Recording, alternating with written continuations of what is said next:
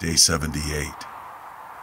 As the five of us enter the one-story house, I can't help but feel insecure, helpless, even more scared than I felt outside in the freezing snow. The temperature inside the house is no hotter than the bear outside. A warning chill shot through my spine. I only dismiss it as an irrational fear. The furniture inside the house is rotted. Pieces of wood broke off when applied pressure to. Zach discovers this the hard way as he's seated on a coffee table, watching us search for anything useful or ingestible. The legs give way under his weight, collapsing to the floor, with an astonished Zach on it.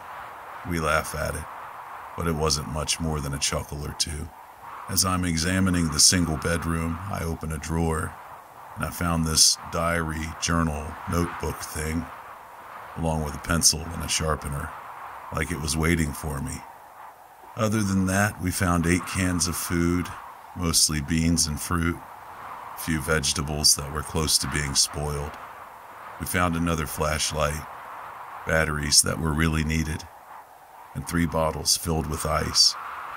Today, as we walked through the snow-covered world, I felt odd, as if I was being watched. When we entered our store hideout, we found that Ben, my brother, and Kyle, Emily's brother, had fallen asleep. They were probably starving. They could have water, but they were told not to touch our other supplies, save for the lantern, an oil lantern that we found, and we had enough oil for it. We used that for light. We wash the vegetables, wasting as little water as we can, and then we cook them and eat them. We sit around for a while, and we don't talk much ever since it started, although in the beginning, we conversed considerably more, sharing jokes and recounting memories. We had hoped that the military would end it and save everyone. However, they never came. As time progresses on, our hope steadily declines. People died all around us, including our families. We became certain that we weren't going to be saved. So we fend for ourselves and we gather supplies and protect each other. After some time of sitting here in the warmth of the boarded-up grocery store, Zach is nodding off. Now Emily.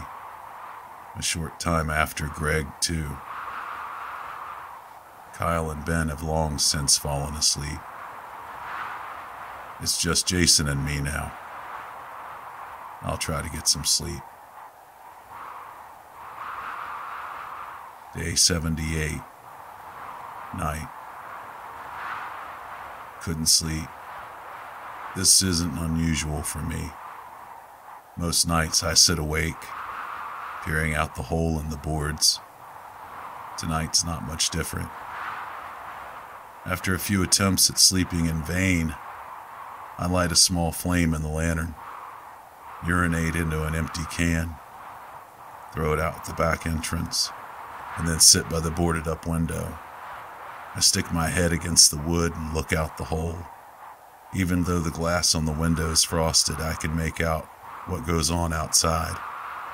A blizzard rages on outside our sanctuary, our safe haven.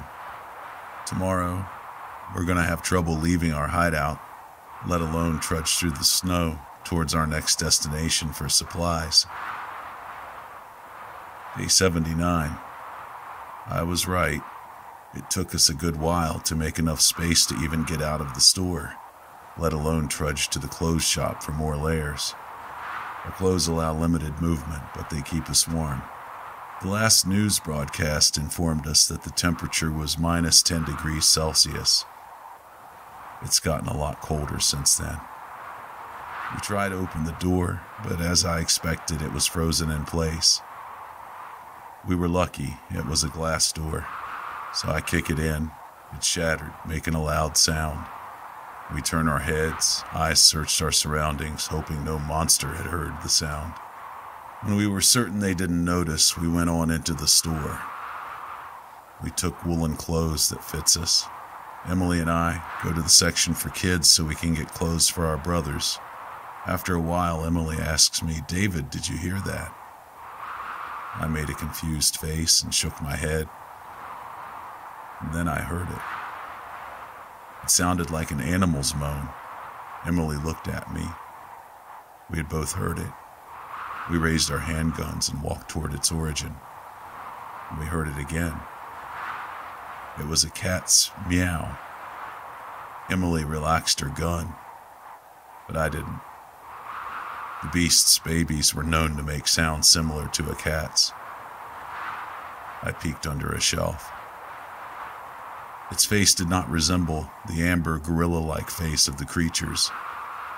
Instead, it was a cat, a tabby, extremely frail. Beside it lay curled up 3 kittens. I lifted the grown cat. Its ribs were visibly protruding from its body. It struggled a little, although it soon relaxed in the warmth of my woolen gloves. Emily asked me what it was, and she squatted down and picked up one of the kittens. I called the others. We put the kittens into socks, and their heads stuck out. It may seem cruel, but it was to keep them warm. We wrapped the mother in warm clothes and took them home after getting a few clothes. Kyle and Ben were excited to see them. They stroked their backs. That brought me joy. My family had a pet, a cat that Ben was attached to. You don't get to see many moments like these anymore, so you enjoy them when you can. I went out the back door, dug in the snow, searching for our bags of frozen meat and fish. I found them and took 2 strips of fish out. We were saving them, but these cats needed it more. I tied a knot in the plastic bag and buried it in the snow again. As I was leaving, I noticed what resembled a snow-covered car parked just outside the alley. I hadn't noticed it before. Many abandoned cars littered the streets, but this one I hadn't seen before. Maybe I just haven't noticed it. I reasoned that ignoring it was the best option and went inside. Greg lit 2 candles with matches as I put the fish fillets on a pan and held it above the 2 flames. It took time to melt the snow off of it. My arms killing me. The good thing was that I didn't have to cook it all the way through, so I only heated it enough for it to be edible by the cats. Greg blew out the candles and opened the back door for some of the smoke to get out. He closed it after a few seconds. It's so cold. I gave 1 fillet to the mother and the other to the kittens. I poured a bowl of milk for them, and I myself took a long drink out of the carton. Nobody said anything. Things like these don't bother us anymore. We sat around in the light of the lantern, while the kitties were feasting on the fish and I was busy writing this.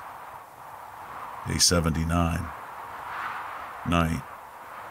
As usual, I lay wide awake in the cold while everybody else sleeps. I feel a pair of small paws on my face. I'm startled, and then I realize it's one of the kittens. I fumbled for my small pocket flashlight, and when I find it, I shine it on the floor. I don't want to shine it on the kitten, it might hurt its eyes. The kitten stepped back, and for some reason I smile. I got up from the bed and began my regular charade. I lit the lantern, took a piss, grabbed this journal, and sit by the boarded-up window. The kitten curls up in my lap and shuts its eyes. The other 2 were sleeping cuddled up next to their mother. Outside, a few flakes of snow dropped onto the snow already covering the ground, and the silhouette of a beast moves in the distance, its jutted jaw out. Its white fur appears a dark shade in the dim light of the partially hidden moon. Day 82. These past 3 days were unworthy of recording. Little to nothing happened.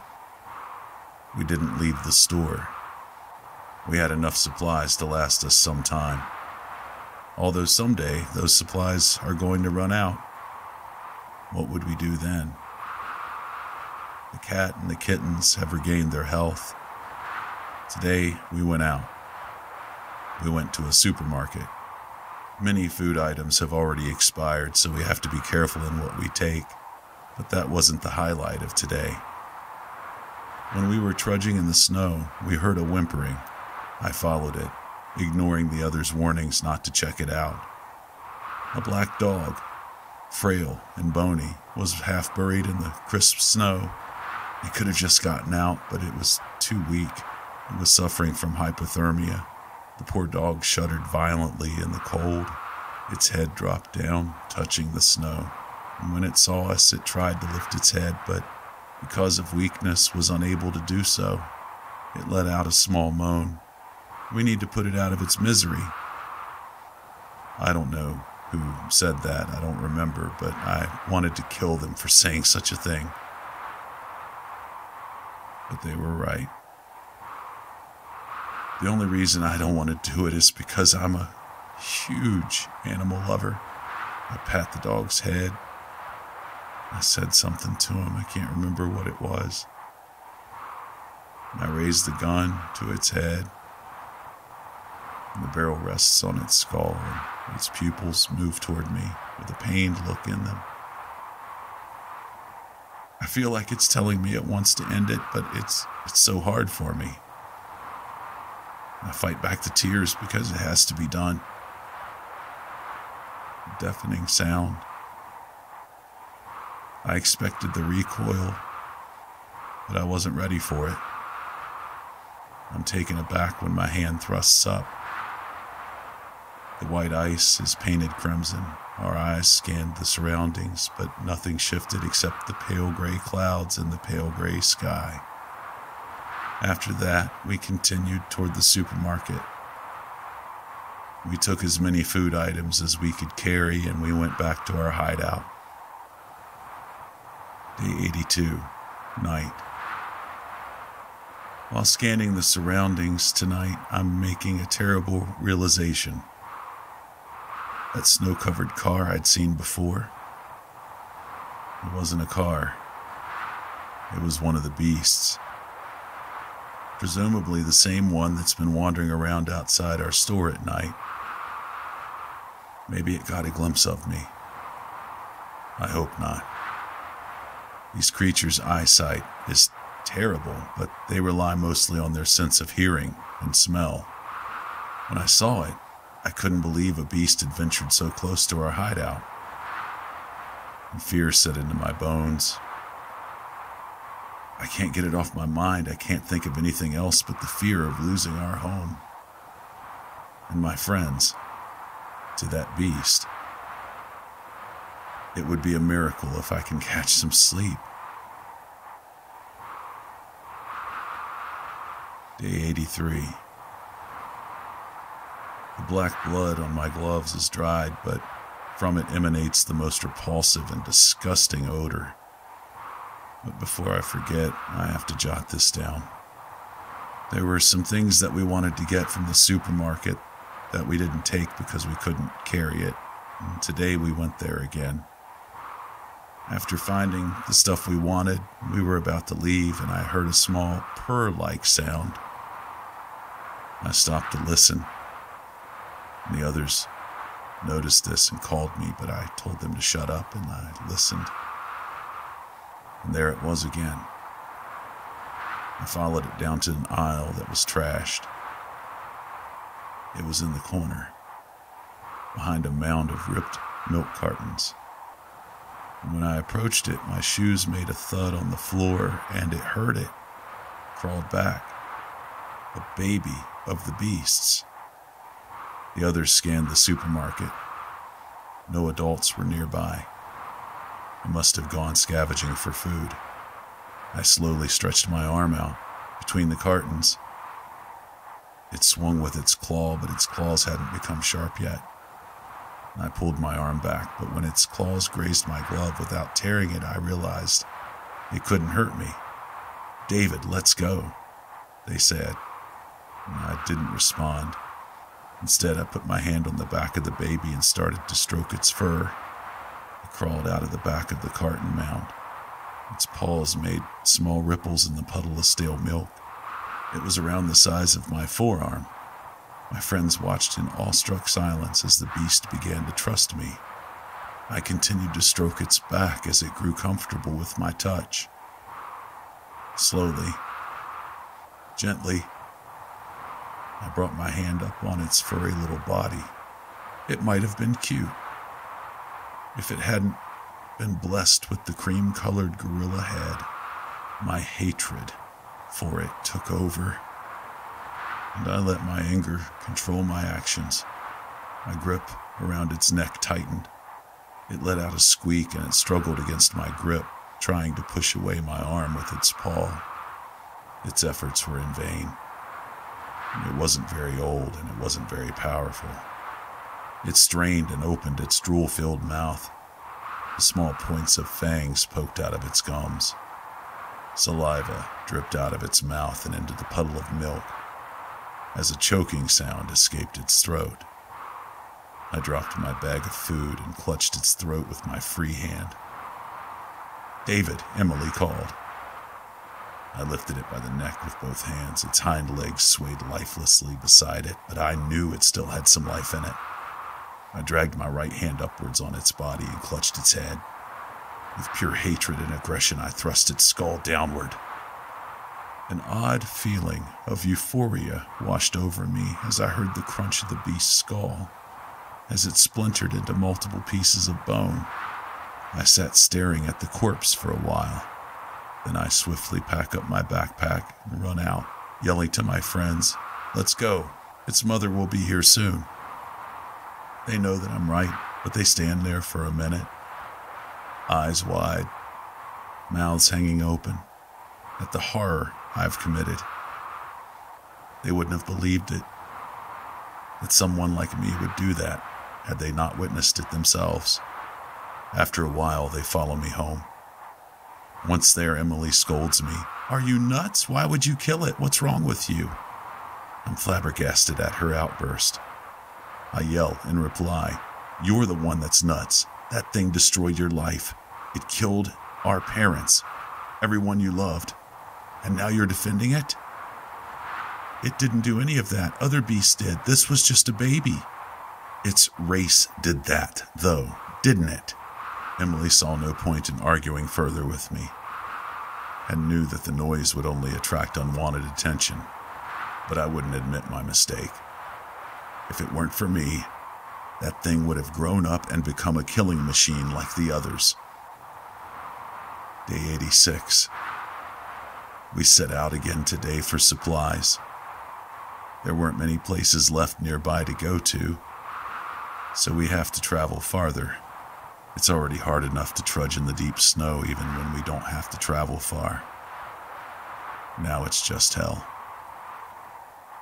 When we reach the building, the wearisome sensation I have after the first few minutes of walking has intensified into a burning pain. I feel like I couldn't take one more step if my life depended on it. After a few minutes of kneeling in the snow and labored breathing, I turn my head upwards toward the derelict building in front of me.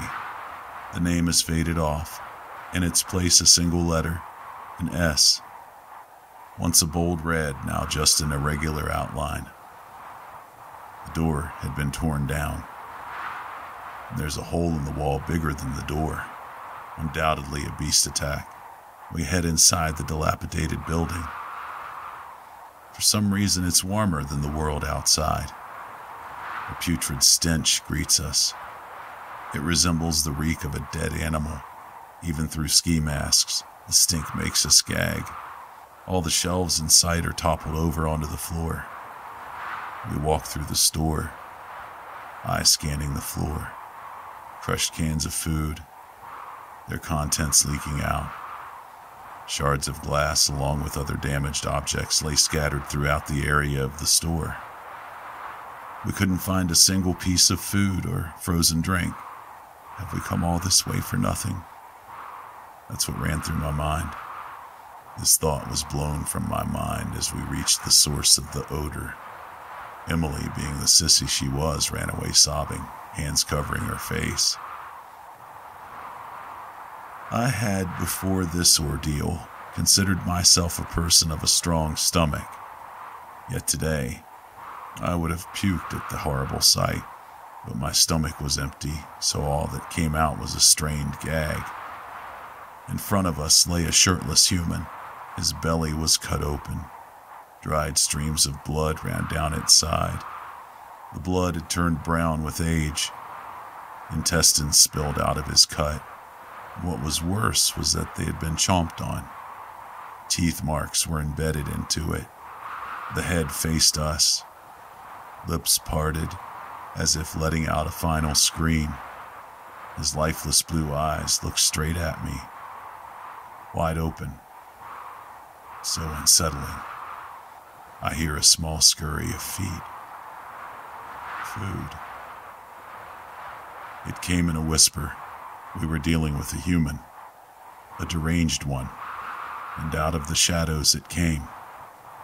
It crawled into the light. It wore no clothes except blood-stained boxers, which leads me to believe it was a male. Skinny. Its arms looked as if they were bones wrapped in skin. It was as if he had no meat on his bones at all. Its ribs protruded visibly out of its chest. Its hair was thinning, tangled mess that swayed violently. As it advanced, what was most frightening was his face. Cheekbones were disturbingly visible. Thin lips hung open, revealing crooked, dirty teeth. And those eyes, they seemed to have lost all intelligence. As I looked into its eyes, it looked as if the thing in front of me wasn't even human, but a soulless monster, incapable of emotion. It approached Zach, crawling on all fours. The others were too petrified to react, and it got up face to face with Zach, and it extended its jaw further, motioned as if it was about to leap. A loud bang erupted, and the human collapsed on the ground. I'd shot it. The others turned to me. Their eyes were so wide. Shock? Fear? I don't know. They didn't say much. They knew the person was deranged and a cannibal, and might have killed them had I not reacted. Nevertheless, Emily, being the bitch that she is, gave me a long talking to, which I ignored. The only thing we found that was consumable was a pack of chips. The wrapper had frozen and hardened, and the chips inside were probably cold and tasted disgusting. But we still took it. I couldn't believe I'd come all that way, in nearly knee-deep snow, with my legs hurting like hell, for a bag of chips. Probably tasted like shit. After a short rest, we trudged all the way back to our hideout. The cats had taken a crap. Ben took a few of our unused tissues, scooped it up, threw it outside, and then cleaned the rest with wet tissue paper. He said from now on we had to take turns doing this chore. Day 87. Today the others set out again. I didn't, though. I didn't want to. If I had to walk more than I did yesterday, I'd rather stay in and take my chances with the slowly depleted food supply. The others tried to persuade me to come with them, but they just wasted their breath. So they went searching for food while I stayed behind with the kids. As soon as they left, I laid my head back and tried to get some shut-eye. But I can't. I'm not sleepy, I'm just tired, if that makes sense. I sit up and I filled these unnecessary details of the day into my journal. I pretty much have nothing better to do, so why not? Have an energy bar. Give one to Kyle and Ben. The cats got more of our depleted food supply. When the others get back, they were pale with fear. I asked them what happened, and they told me they were almost killed by a pair of the beasts. They said they were on their way, returning, when a deafening roar burst out into the air, and they turned their heads to discover two beasts, separated from them by only a few feet, fighting. Claws are swinging in the air, puncturing the skin and flesh of each other. When the fighting became more violent, they tried their best to flee. Their legs were tired, but they carried on without protest. Their lives were at stake. Greg wasn't able to hold his curiosity and turned around to see one of the beast's sharp fangs bury themselves into the neck of the other. Thick black blood stained its white fur and trickled down to the pallid snow. Cannibalism. That word seemed odd as it rolled off my tongue. Yet it suited the actions of the beasts so much. These beasts don't seem to be herbivores, so they don't eat the few trees that remain, and their food is decreasing, so they resorted to cannibalism, much like some of the humans. They didn't bring much food back with them either, but they had cat litter. Day 88. I ventured out with the others again. At least it wasn't as boring as sitting around. In just one day, I've become unused to the biting cold outside. Not much time has passed before I find myself shivering in the biting wind. The few gray streaks of sunlight that reach our savage planet do nothing to warm my body. If I thought the last time I went outside was tiring, it was nothing compared to today. It felt like hours as we trudged in the deep snow. We finally reached a store. The atmosphere inside was no less eerie than the outside.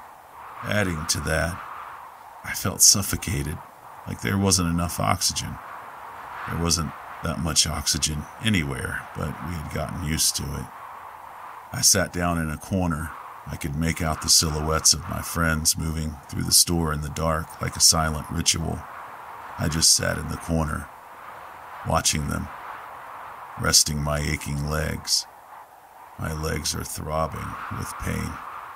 After a while, I get up to help them getting the supplies. Cleaned up a few shelves, but it was hell to carry back. Tonight, we ate canned fruit. I used to hate fruit. Now, it tastes like it dropped right out of heaven. Day 89. Zach fell sick with some sort of disease. Yellow spots are growing on his skin, and he says they tingle. Was it from exposure to something in that store? We let him stay and rest while we hopefully recover, and Emily stays back to take care of him. She's always had a thing for him, and she's probably wanted to avoid taking the tedious trek on which we're about to go. We went back to the store we'd went to yesterday and cleaned out the rest of the shelves. When we came back, Zach was in worse condition than before. His skin was dry, and the yellow spots on his skin had grown into patches. His breathing's also labored. Whatever's infected him is killing him. Day 90. Zach died today. I thought I saw this coming, but there was a tiny sliver of hope, of wanting that he would survive. It's tragic, but something's worrying me more than that. Is this contagious? If he was infected, wouldn't we be infected as well? Through him? Or through the thing that infected him? We didn't even have a proper funeral for him. We just opened the back door to the hideout, lay him outside in the snow. We didn't even put much effort into covering him. Poor guy. He deserved better. Day 92. Everything went to shit today. Besides me, the only person who survived today's ordeal, Emily, is barely conscious. Hell, she's barely alive. The bleeding looks like it stopped, but I can't really tell through the bandages. It was supposed to be a regular scavenge hunt, like any other. Instead, things went wrong. Horribly so. This time we went to another store. Thankfully, this one was closer than the past few. I don't know why we hadn't noticed it before. Jason saw it and saved us from a long journey of trudging. But it held something far more sinister. There was a truck-sized hole in the side, which warned us of what was to come. But we should have cared more. We went in anyway. When we went in, I noticed 3 things. 1. The shelves and everything were knocked over. 2. Various items, including food, were scattered on the floor, still usable and edible. And 3. A beast lay in the middle of the floor, asleep. We all knew as soon as we saw it that we should leave it immediately. All of us, except for Jason. When we were outside, he had argued that the beast was sleeping and that if we were quiet, we could get some supplies without being eaten. He had no idea how wrong he was. All of us tried to tell him how insane he sounded, but he would not listen. I've come to realize that to survive in this land, you need to be insane. But this was not the case today. Eventually, Greg gave in to Jason's argument, but Emily and I were still skeptical. They teased us for being afraid, hoping that might change our minds, but we still wouldn't go. So they went in on their own, despite our objections. We waited outside for a while. The clatter of something dropping to the ground was followed by a deafening roar, and we were fucked. Screams erupted from inside, mixed with the roars of the beast. Emily was going inside. I stopped her, told her not to go. She asked me how I could abandon my friends, called me a selfish coward, and went ahead and proceeded to go in the store. I believed I should run, but guilt clawed at me, until I finally went in. I was met with Jason being devoured, and Greg lying on the floor, one leg bitten off. The blood had already dried in the cold. A shudder passed through my body when I saw him. The blood-stained neck of the beast moved as it turned its head to face me, and a shivering Emily. I knew we shouldn't have come here. It grunted. It ran toward us. Emily was frozen in place. She would have been torn to shreds, but I pulled her arm and suddenly reanimated her. It was too late, and while she wasn't killed, she was injured badly. Her right leg had fallen victim to the beast's claw. She collapsed, screaming in pain. Then I did the stupidest thing I've ever done in my entire life. I swiftly turned and shot at the beast. The bullets pierced its white fur. It winced, but its massive frame still advanced toward me. Although slower, it opened its mouth, revealing row upon row of fangs tinged with crimson.